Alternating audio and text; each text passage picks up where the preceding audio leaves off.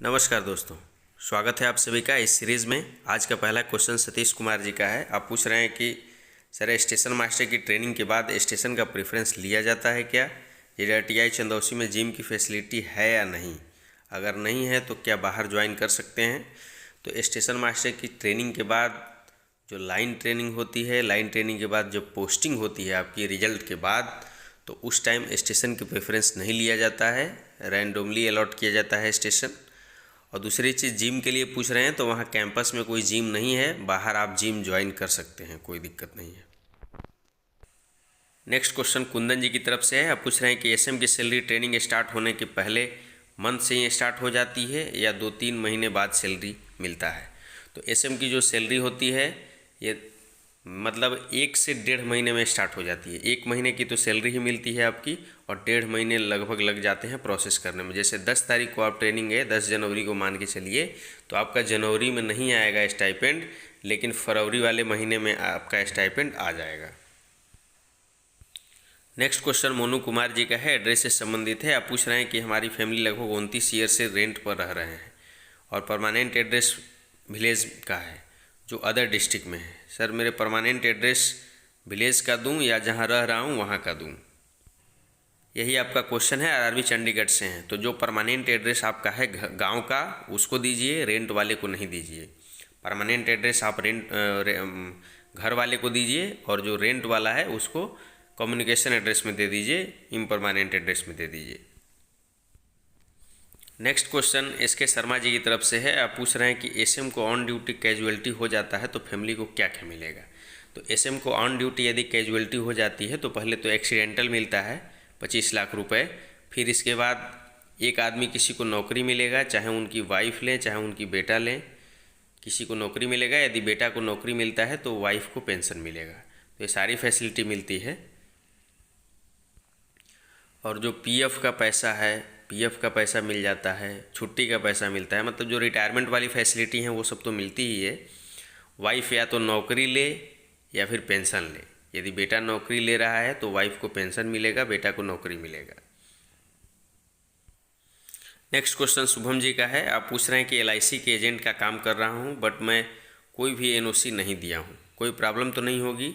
अब क्या एनओसी देना होगा प्लीज़ बताइए। आरआरबी मुंबई में आपका पैनल में नाम आ गया है, एलआईसी के एजेंट का काम करते हैं, कोई एनओसी देने की इसमें ज़रूरत नहीं है, आपको कोई एनओसी नहीं लगेगा। दूसरा क्वेश्चन आपका है कि कैरेक्टर सर्टिफिकेट बनवाने के लिए हम 2 कैरेक्टर सर्टिफिकेट अलग अलग 2 असिस्टेंट प्रोफेसर से बनवा सकते हैं। एक असिस्टेंट प्रोफेसर से बनवा लीजिएगा स्टेट से और एक डॉक्टर से बनवा लीजिए कहीं से। बाकी 2 यदि आप उन्हीं से बनवाना चाहते हैं अलग अलग से तो बनवा सकते हैं, कोई इशू नहीं है। नेक्स्ट क्वेश्चन धर्मेंद्र सरोज जी का है। आप पूछ रहे हैं कि सर एसएम और सीनियर सीसीटीसी में बेस्ट कौन है? दोनों पोस्ट में 4600 ग्रेड पे में जाने में कितना समय लगेगा? एसीएम और एओम के लिए एलडीसी कितने समय और कितने पोस्ट आती है? तो देखिए, एसएम और सीनियर सीसीटीसी में सीनियर सीसीटीसी बेस्ट है। बाकी आप एओम और एसीएम के लिए बोल रहे हैं तो एओम और एसीएम का जो एग्ज़ाम है वो अब हर साल निकालने का आ गया है कि हर साल रिवाइज करके पोस्ट और हर साल सीबीटी कराया जाए और प्रत्येक साल इसका पोस्ट निकाला जाए। जो पोस्ट की है वो जोन में लगभग 1 या 2 पोस्ट आते हैं, 2 पोस्ट आते हैं, 3 पोस्ट आते हैं, ऐसे। एओम एसीएम के लिए बहुत कम ही पोस्ट आते हैं। और 4600 में जाने की बात बोल रहे हैं आप, तो जो सीनियर सीसीटीसी है वो 2 से 2.5 साल में आपका 4200 हो जाएगा और 2 से 2.5 साल में ही आपका 4600 हो जाएगा। तो जो 4600 जाने में एसएम और सीनियर सीसीटी का लगभग सेम ही टाइम लग जाएगा। दोनों 5-6 साल में ये भी एसएम भी 4600 में हो जाएंगे अभी तक जो चल रहा है, और 5-6 साल में सीनियर सीसीटीसी भी 4600 में हो जाएंगे। एलडीसी के लिए 5 साल आपकी 4200 में सर्विस होनी चाहिए, फिर इसके बाद एलडीसी एओम एसीएम के लिए दे सकते हैं। एओम एसीएम का जो पोस्ट होता है बहुत ही कम आता है। नेक्स्ट क्वेश्चन शीतम कुमार सिंह जी की तरफ से है। आप पूछ रहे हैं कि एनटीपीसी में सीट बढ़ने की कोई उम्मीद है? तो एनटीपीसी में सीट बढ़ने की कोई उम्मीद नहीं है अब। हाँ, वो है कि कुछ लोग ज्वाइन नहीं करेंगे, उनके लिए सीट वैकेंट रह जाएगा, तो दूसरा वेटिंग लिस्ट में काफ़ी लोगों को चांस मिल जाता है, क्योंकि सीजीएल भी पैरेलल में रिजल्ट जारी कर दिया है, तो काफ़ी वेटिंग लिस्ट में भी लोगों को सेलेक्ट होने के बहुत चांसेस हो गए हैं। लेकिन सीट बढ़ने की अभी कोई उम्मीद इसमें नहीं है, इस वैकेंसी में तो अब नहीं बढ़ेगी। नेक्स्ट क्वेश्चन विक्की सिंह जी का क्वेश्चन है। आप पूछ रहे हैं कि सीनियर क्लर्क कम टाइपिस्ट की पोस्टिंग कौन कौन से लेवल के स्टेशन पर होती है। पहला चीज़ आप पूछ रहे हैं। दूसरा पूछ रहे हैं कि आरपीएफ में भी होती है क्या, प्लीज़ बताएं। आपने एक बार लेवल्स ऑफ स्टेशन के बारे में बताया था। तो लेवल्स ऑफ स्टेशन अब कैटेगराइज कर दिया गया है NSG 1, NSG 2 non suburban group, NSG 1, NSG 2, NSG 3, NSG 5 और NSG 6 में। जो NSG 6 के स्टेशन होते हैं बहुत ही छोटे स्टेशन होते हैं। जो आपकी सीनियर क्लर्क कम टाइपिस्ट की पोस्टिंग होती है वो NSG 1 से लेकर के NSG 4 तक तो फ्रिक्वेंटली होती है। बाकी कुछ NSG 5 के भी स्टेशनों पर पोस्टिंग होती है। और सीनियर क्लर्क कम टाइपिस्ट की पोस्टिंग आरपीएफ में भी होती है। ठीक है। बाके बिहारी जी की तरफ से नेक्स्ट क्वेश्चन है। आप पूछ रहे हैं कि RRC WR GDC senior CCTC में होने पर डिवीज़न कौन सा अलॉट होता है। जिस डिवीज़न में पहले से पोस्टिंग है या फिर ज़्यादा जहां डिमांड करेंगे वहां। देखिए डिमांड तो आप कर सकते हैं लेकिन सीट भी वैकेंट होनी चाहिए। डिमांड के लिए आपको फिर PCP ऑफिस से डिमांड करना पड़ेगा। बाकी जो पोस्टिंग होती है GDC की वो अदर जोन के अदर डिवीज़न में भी हो जाती है। सारे डिवीज़न में होगी, ऐसा नहीं है कि आप जिस डिवीज़न में हैं उसी डिवीज़न में हो। हाँ, ये अलग बात है कि वैकेंसी वहाँ हो, आप जिस डिवीज़न में वर्क कर रहे हैं उस डिवीज़न में आपको मिल जाए, लेकिन सारे डिवीज़नों में पोस्टिंग होती है। WR के सारे डिवीज़न में पोस्टिंग होगी GDC के through. Next question Shravan Kumar ji का है। आप पूछ रहे हैं कि मैंने 30 को रिजाइन दे दिया है ग्रुप डी से। रिलीविंग लेटर मिल गया है, 30 नवंबर को शायद मिल गया है आपको, और 22 दिसंबर को आपका ज्वाइनिंग है बंगलौर में। सर्विस ब्रेक तो नहीं होगा और नो सारी लीव काउंट हो जाएगी ना, क्योंकि रिलीविंग लेटर में सब कुछ मेंशन कर दिया है एडीएन और SSC ऑफिस से। देखिए रेलवे में आप ज्वाइन कर रहे हैं, 30 नवंबर को आपको रिलीविंग मिल गया है, तो सर्विस ब्रेक में इसमें आपका बहुत ज़्यादा मायने नहीं रखेगा। इसमें सर्विस ब्रेक में ये है कि आपको पेमेंट उतने दिनों का नहीं मिलेगा। 22 तारीख को ज्वाइनिंग है आपका, ज्वाइन करिए। और थोड़ा डिले कर सकते थे आप रिलीविंग के लिए, लेकिन कोई बात नहीं, अच्छा किए, रिलीव हो गए वहाँ से। और जो लीव की बात है, तो यदि टेक्निकल रिजाइनेशन होगा, एक्सेप्ट हुआ होगा टेक्निकल रिजाइनेशन, तो आपका ये सब जुड़ेगा। बाकी वैसे यदि आप नॉर्मल रिजाइनेशन एक्सेप्ट हुआ होगा तो फिर नहीं जुड़ेगा। यदि टेक्निकल रिजाइनेशन लिख के आपका हुआ होगा, सारा डिटेल्स दिया गया है, तो मेरे समझ से टेक्निकल ही होगा। टेक्निकल यदि है तो वहाँ सब चीज़ें जुड़ जाएंगी। नेक्स्ट क्वेश्चन GK पंडित जी की तरफ से है। आप पूछ रहे हैं कि आपका सिलेक्शन वीडियो 2018 में हुआ था और भर्ती अब कैंसिल हो गई है और उसका री एग्ज़ाम होगा, पर उस पर SIT बैठी हुई है और उसमें 399 लोगों को संदिग्ध में OMR गड़बड़ी में पाया गया है, जिसमें मुझे भी शामिल किया गया है। लेकिन आपने कोई चीटिंग नहीं की है, अपने से एग्ज़ाम को क्रैक किया है। 2 महीना पहले मुझे SIT की तरफ से नोटिस आई थी बताया लेने के लिए, पर घर वालों ने रिसीव नहीं किया। कुछ मित्रों से पता चला कि उनको भी नोटिस आई है। क्या मुझे खुद से वहाँ जाना चाहिए बयान देने के लिए? तीसरा कि सर मैं इलाहाबाद से SM सेलेक्ट हुआ हूँ, क्या इससे रेलवे की ज्वाइनिंग में पुलिस वेरिफिकेशन में कोई दिक्कत होगी? बहुत परेशान हूँ, प्लीज़ रिप्लाई। तो देखिए, कहीं भी यदि कोई आपके ऊपर आरोप लगाता है तो उसमें अपनी पक्ष तो रखना ही चाहिए। आप यदि उस चीज़ को रिसीव नहीं करते हैं, वह आप अपना वहाँ बयान नहीं देते हैं, तो वहाँ एक तरफ़ा फैसला हो जाएगा आपके खिलाफ़। बहुत संभावनाएं हैं कि एक तरफ़ा फैसला हो जाए। तो इसलिए कभी भी ऐसा मामला हो तो आप अपना पक्ष रखने ज़रूर जाइए, क्योंकि आप जेन्युइनली क्वालिफाई किए हैं। तो इसमें मेरे समझ से जाना चाहिए, लेकिन अभी वहाँ स्टेटस पता कर लीजिए। ऐसा ना हो कि वो लोग जान जाएं कि SM में आपका सिलेक्शन हो जाए तो आपके माथे ज़्यादा कुछ वो कर दें कि आपने रिसीव नहीं किया। साइलेंटली वहाँ पता करिए कि क्या काम चल रहा है वहाँ पर दोस्तों से। और जहाँ तक मुझे लगता है कि यदि आप संदिग्ध में होंगे, आपका मतलब ज़्यादा दिक्कत है उसमें, तो आपको दोबारा कॉल SIT ज़रूर करेगी। तो उसमें आप पता कर लीजिए अपने दोस्तों से क्या चल रहा है, आपके बारे में क्या चल रहा है। यदि कोई ज़रूरत हो बयान देने का तो वहाँ जाकर बयान देना चाहिए, अपना पक्ष तो रखना चाहिए कम से कम। बाकी इसके सिलेक्शन में कोई दिक्कत नहीं होगी, क्योंकि अभी आप पनिश नहीं किए गए हैं, तो अभी आपका मामला चल रहा है उसमें। और ऐसा भी नहीं है कि आपने कोई वैसा कोई क्राइम कर दिया है, तो इससे कोई दिक्कत नहीं होगी आपके सिलेक्शन में। नेक्स्ट क्वेश्चन मोंटी बिंदास जी की तरफ से है। आप पूछ रहे हैं कि अटेस्टेशन फॉर्म में मेरा परमानेंट एड्रेस और प्रेजेंट एड्रेस अलग अलग है, लेकिन परमानेंट एड्रेस में अब हम नहीं रहते क्योंकि वहाँ हम रेंट पे रहते थे, लेकिन मेरा सर्टिफिकेट में परमानेंट एड्रेस से बना हुआ है। तो क्या मुझे अटेस्टेशन फॉर्म में दोनों एड्रेस देना होगा? अगर दें तो कोई प्रॉब्लम तो नहीं होगी। दोनों एड्रेस देने की कोई ज़रूरत नहीं। जब वहाँ रेंट पर ही रहते थे, आपने रेंट से हट गए, खाली कर दिए, तो वहाँ दोनों एड्रेस देने की कोई ज़रूरत नहीं। आप दोनों कम्युनिकेशन एंड परमानेंट एड्रेस में जो प्रेजेंट एड्रेस है उसी को दे दीजिए। छायांकन फॉर्म अपडेट कर दीजिए अब से। और जो ये निवास का जो कॉलम है कि 21 साल होने के बाद आप कहाँ कहाँ निवास किए हैं, 1 साल से अधिक, तो उसमें आप वहाँ जिक्र कर दीजिए। बाकी अभी जो एड्रेस है आपका दोनों वही हो गया है, प्रेजेंट में परमानेंट और इम्परमानेंट कम्युनिकेशन, तो यही वाला एड्रेस दीजिए, नया वाला, क्योंकि वहाँ भी आप रेंट पर रहते थे, आपका घर तो है नहीं वहाँ पर, इसलिए आप दोनों में एक ही यही प्रेजेंट वाला एड्रेस देंगे। नेक्स्ट क्वेश्चन प्रभाकर कुमार जी की तरफ से है। आप पूछ रहे हैं कि 2016 में ग्रेजुएशन कंप्लीट किया और एनटीपीसी 2019 में फॉर्म फिलअप किया। पीजी में बैक लगने की वजह से कंप्लीट नहीं हुआ था, इसलिए उसमें मेंशन नहीं किया था। उसके बाद फिर कोरोना का पीरियड आ गया। 2022 में पूरे 6 साल में मेरा पीजी कंप्लीट हुआ, वो भी प्रमोट करके। क्या डीबी के टाइम पर मुझे पीजी को मेंशन करना चाहिए, लास्ट एजुकेशन, या फिर नहीं? और टीसी कहाँ से निकलवाऊँ, ग्रेजुएशन जहाँ से किया था या फिर पीजी जहाँ से किया था?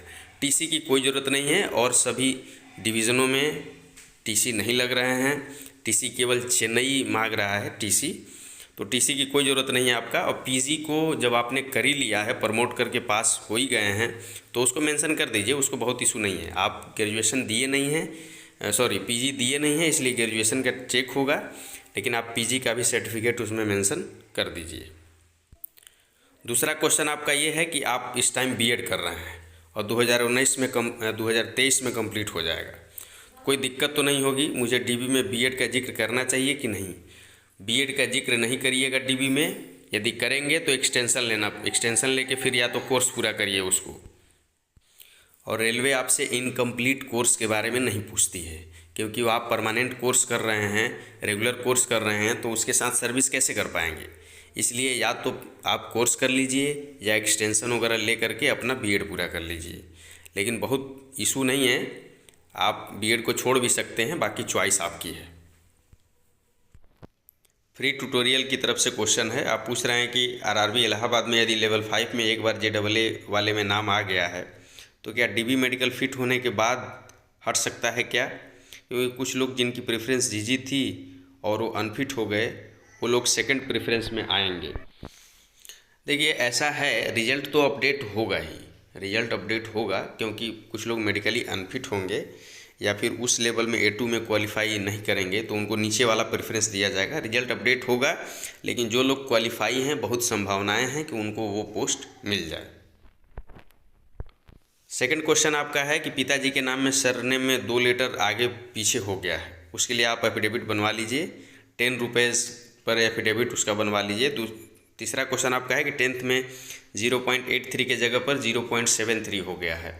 तो ये तो हो सकता है कि लोग ध्यान ही न दें, लेकिन आप एफिडेविट बनवा के अपने पास रख लीजिएगा। अलग अलग एफिडेविट बनेगा, दोनों के लिए अलग अलग एफिडेविट आप बनवा लीजिएगा और ये परसेंटेज वाला रखे रहिएगा। शायद लोग उसमें ध्यान ही न दें, लेकिन ध्यान देते हैं, मांगते हैं तो दे दिया जाएगा। रोशन कुमार जी की नेक्स्ट क्वेश्चन है। आप पूछ रहे हैं कि ऐसे में सिलेक्शन हुआ है और सारे डॉक्यूमेंट्स में मम्मी के नाम और अपने डॉक्यूमेंट्स में जो उनका नाम है उससे डिफरेंस है, तो क्या इससे कोई दिक्कत होगी, कोई एफिडेविट देनी पड़ेगी? कोई एफिडेविट नहीं देने की ज़रूरत है। आपके सर्टिफिकेट में दूसरा नाम है, उनके सर्टिफिकेट में दूसरा नाम है, इससे कोई इशू नहीं है, कोई दिक्कत नहीं होगा इसमें।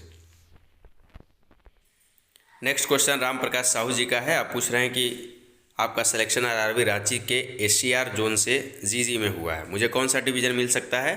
तो आपको डिवीज़न रांची डिवीज़न मिल सकता है या चक्रधरपुर डिवीज़न मिल सकता है, ठीक है। और ट्रेनिंग आपकी वहीं चक्रधरपुर डिवीज़न के JDI सिनी में हो जाएगी।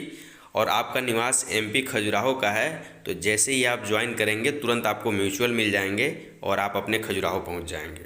म्यूचुअल आपको बहुत जल्दी मिल जाएगा राम प्रकाश जी। शिशिर मिश्रा जी पूछ रहे हैं कि TT के जॉब का पूरा शेड्यूल समझा दीजिए, वो ड्यूटी पर कितनी देर तक के लिए जाते हैं और कितनी देर के लिए ड्यूटी करना होता है, घर जाते हैं।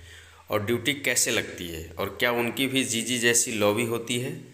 तो जो टीटी की ड्यूटी होती है वो बड़े स्टेशनों पर है, जो स्टेशन पर ड्यूटी कर रहे हैं उनकी 8 घंटे की शिफ्ट होती है। 8 घंटे में उनका शिफ्ट बदलता जाएगा। 8 घंटा आपको ड्यूटी करना है प्लेटफॉर्म पर, स्टेशन पर, और 8 घंटे बाद आपकी ड्यूटी ख़त्म हो जाती है, पहली चीज़। दूसरी चीज़ ये है कि यदि आप ट्रेन लेके जा रहे हैं तो जब आपकी ड्यूटी हो जाएगी, जब ट्रेन शेड्यूल है आपकी, ड्यूटी पर आएंगे आप, उससे आधा घंटा पहले ट्रेन लीजिए और ट्रेन लेकर के, जैसे 50 किलोमीटर है, 60 किलोमीटर है या 80 किलोमीटर है, उतने किलोमीटर ट्रेन को लेकर जाना है। वहाँ से फिर दूसरे टीटी लोग जाएंगे, वहाँ तक आपको लेके जाना है। वहाँ एक रेस्ट रूम होता है, नॉट लॉबी। वहाँ पर आपको खाना अलग से नहीं, वहाँ बनवाने वाला सिस्टम नहीं रहता है जैसे जीजी और एलपी के लॉबी में रहता है। तो वहाँ केवल रेस्ट के लिए होता है, खाना आपको बाहर से मिल जाता है उसमें, और वहाँ रेस्ट करेंगे आप और फिर वापस गाड़ी लेकर के आ जाएंगे। तो इसमें क्या होता है कि एक फिक्स बता पाना कि कितने आवर्स की आपकी ड्यूटी हो गई। वैसे तो 8 घंटे की होती है, लेकिन 8 घंटे से जब ज़्यादा आपकी ड्यूटी हो रही है तो उसमें आपको ट्रैवलिंग अलाउंस दिया जाता है। ट्रैवलिंग अलाउंस इस तरह से रिफ़र करता है कि यदि आप 3 घंटे से ज़्यादा तक अपने हेडक्वार्टर से दूर जाते हैं, 3 घंटे तक रहते हैं, तो आपको 30% मिलता है। मतलब अभी जो रेट चल रहा है वो 12 घंटे का 500 है, 2800 में। और जैसे ही आप 4200 में चले जाएंगे तो आपका 12 घंटे का 800 रुपये हो जाएगा, और फिर 6 घंटे का 70% उसका, और 3 घंटे का 30%, ऐसे चलते रहता है। तो आप ड्यूटी पर ज़्यादा टाइम तक यदि व्यतीत करते हैं, बाहर में ट्रेन लेकर जा रहे हैं, तो उसके लिए आपको ट्रैवलिंग अलाउंस बढ़ जाता है। लेकिन यदि आप स्टेशन पर ड्यूटी कर रहे हैं तो केवल 8 घंटे की ड्यूटी होती है। ठीक है, घर जाने का सिस्टम ये है कि 8 घंटे आप स्टेशन पर ड्यूटी करिए, 16 घंटे आप अपने कमरे पर रहिए, रूम पर रहिए, और रेस्ट आपको मिलता है, वीकली रेस्ट एक मिलता है, वीक में 1 रेस्ट मिलता है। 6 ड्यूटी करिए, 1 रेस्ट मिलेगा आपको। ठीक है। प्रवीण कुमार जी पूछ रहे हैं कि जीजी की नौकरी करने के कुछ साल बाद यदि आई साइट वीक हो जाती है, मतलब A2 मेडिकल फेल कर जाएंगे, तो क्या ऑफिस वाली दूसरी जो पोस्ट मिलती है, और मिलती है तो उसमें क्या क्या फैसिलिटी होती है। तो जीजी के बाद यदि आई साइट कमज़ोर हो जाती है, डॉक्टर ऐसा प्रमाणित कर देता है, मेडिकली आपको अनफिट कर देता है, तो ऑफिस वाली जॉब मिलेगी। मान लीजिए कि 3-4 साल हो गया, 4 साल बाद मेडिकल होगी, तब तक आप 4200 में हो जाएंगे, तो आप OS बन जाएंगे, ऑफिस सुपरिटेंडेंट, 4200 ग्रेड पे का OS बनाया जाएगा आपको। फैसिलिटी में यही है कि 30% रनिंग अलाउंस जो होती है आपकी, वो उसमें जुड़ी रहती है आपके पेमेंट में। ये फैसिलिटी है गुड्स गार्ड और LP के लिए। बाकी जनरली मेडिकली डिकेटराइज कम लोगों को किया जाता है, क्योंकि ऐसा होने लगे तो सारी लोग रनिंग छोड़ करके और उधर ऑफिस की तरफ चले जाएं। तो जिनका जेन्युइन प्रॉब्लम रहता है उनके लिए भी कष्ट होता है मेडिकली डिकेटराइज होना। नेक्स्ट क्वेश्चन रजत सिंह जी का है। आप पूछ रहे हैं कि मेरा SSC स्टेनो 2400 ग्रेड पे में जॉब हुआ है और SM में भी हुआ है। अगर SM में ट्रेनिंग फर्स्ट बैच में नहीं जा पा रहा हूँ, तब तक स्टेनो में ज्वाइन कर लूँ, 3 महीने बाद रिज़ाइन करके वापस उसमें ट्रेनिंग शुरू कर सकता हूँ क्या? पहला क्वेश्चन है आपका। तो देखिए रजत सिंह जी, ये है कि मेरी सलाह यही है कि आप स्टेनो को ज्वाइन न करिए। यदि आपको स्टेशन मास्टर ही ज्वाइन करना है तो आप स्टेनो ज्वाइन न करिए, क्योंकि सर्विस ज्वाइन करना बड़ी बात नहीं है, उसको छोड़कर रिलीविंग लेकर के इधर आना बहुत बड़ी बात हो जाती है। तो उधर ज्वाइन करने के चक्कर में नहीं रहिए मेरे समझ से। बाकी आप और सलाह ले लीजिए, मैं तो यही कहूँगा कि वहाँ से एक्सटेंशन ले लीजिए और SM में ही ज्वाइन करिए आप डायरेक्ट, क्योंकि जॉब को छोड़ने और पकड़ने में बहुत दिक्कत होती है। नेक्स्ट क्वेश्चन आपका है कि SM के फाइनल DB के टाइम एक्सटेंशन लेके स्टेनो वाली जॉब करते हुए CGL का प्रिपरेशन कर सकता हूँ क्या? अगर हो जाए तो CGL में SM छोड़ दूँगा, और अगर CGL ना मिले तो स्टेनो छोड़ के वापस SM ज्वाइन कर लूँ। बहुत टेढ़ी प्रक्रिया है, ऐसा बिल्कुल ना करिए। आप SM ज्वाइन करके भी CGL का प्रिपरेशन कर सकते हैं। SM में बहुत अच्छी चीज़ें यही है कि 8 घंटे की कंटिन्यू ड्यूटी होती है, उसके बाद आप पढ़ाई कर सकते हैं। काफ़ी लोग करते हैं पढ़ाई, तो ऐसा नहीं करिए, ये बहुत लेंदी हो जाएगा आपके लिए, और इतना एक्सटेंशन भी आपको नहीं मिल पाएगा कि SM में इतना एक्सटेंशन मिल जाए आपको। रजत सिंह जी, मेरी सलाह है कि आप SM को ज्वाइन करिए। SM को ज्वाइन करते हुए आपका सिलेक्शन हो जाता है तो यहाँ बॉन्ड फिलअप करिए और CGL में निकल जाइए। स्टेशन मास्टर दिनेश जी का क्वेश्चन है। आप पूछ रहे हैं कि SCR जोन रांची डिवीज़न का ज्वाइनिंग लेटर SM का आ गया है, अब घर धनबाद से कौन सा स्टेशन नज़दीक रहेगा? तो आप गूगल में उसको रांची डिवीज़न, रेलवे का रांची डिवीज़न सर्च करिए, वहाँ से आप अपने घर से नज़दीक देख लीजिए। दूसरा चीज़, ट्रेनिंग का पूछ रहे हैं आप, तो ट्रेनिंग आपकी JRTI सिनी में ही होगी। कोई ऐसा वे नहीं है जिसके थ्रू आपको JRTI भूली में ट्रेनिंग कराया जाए। बस एक ही रास्ता हो सकता है कि मान लीजिए इधर वाले यदि ज्वाइनिंग लेटर न भेज पावें और यहाँ सीट यदि खाली रहती है ट्रेनिंग स्कूल में, वहाँ पहले बैच में नहीं भेजे जा रहे हैं, तब आपको JRTI भूली में कराया जा सकता है। नहीं, आपकी ट्रेनिंग होगी JRTI सिनी में, ठीक है। और उसको गूगल कर लीजिएगा, गूगल करने से पता चल जाएगा आपके घर के नज़दीक। यशवंत महाबली जी का क्वेश्चन है कि RRB अहमदाबाद से सेलेक्ट हूँ, ONGC में SM उधर सेलेक्ट हैं, इधर जूनियर टेक्नीशियन में पास हुआ हूँ, कौन सा सही रहेगा? एक्स सर्विसमैन है। जूनियर टेक्नीशियन का पूरा प्रोफाइल बताइए हमको नेक्स्ट कमेंट में, तब हम जज कर पाएंगे कि कौन सा आपको ज्वाइन करना चाहिए, कितनी पेमेंट है, क्या फैसिलिटीज़ हैं वहाँ, तब ये क्लियर हो पाएगा कि कौन सा आपको ज्वाइन करना चाहिए। नेक्स्ट क्वेश्चन DG जी की तरफ से है। आप पूछ रहे हैं कि एक ही जोन में लॉबी चेंज करने से सीनियरिटी चला जाता है क्या? तो जोन नहीं, यदि डिवीज़न में लॉबी चेंज कर रहे हैं तो सीनियरिटी नहीं जाएगी। बाकी यदि जोन में लॉबी चेंज करना है तो उसके लिए तो आपको ट्रांसफ़र लेना पड़ेगा, और एक ही डिवीज़न में यदि आप लॉबी चेंज करेंगे तो आपकी सीनियरिटी बनी रहेगी, चूँकि सीनियरिटी डिवीज़न की होती है।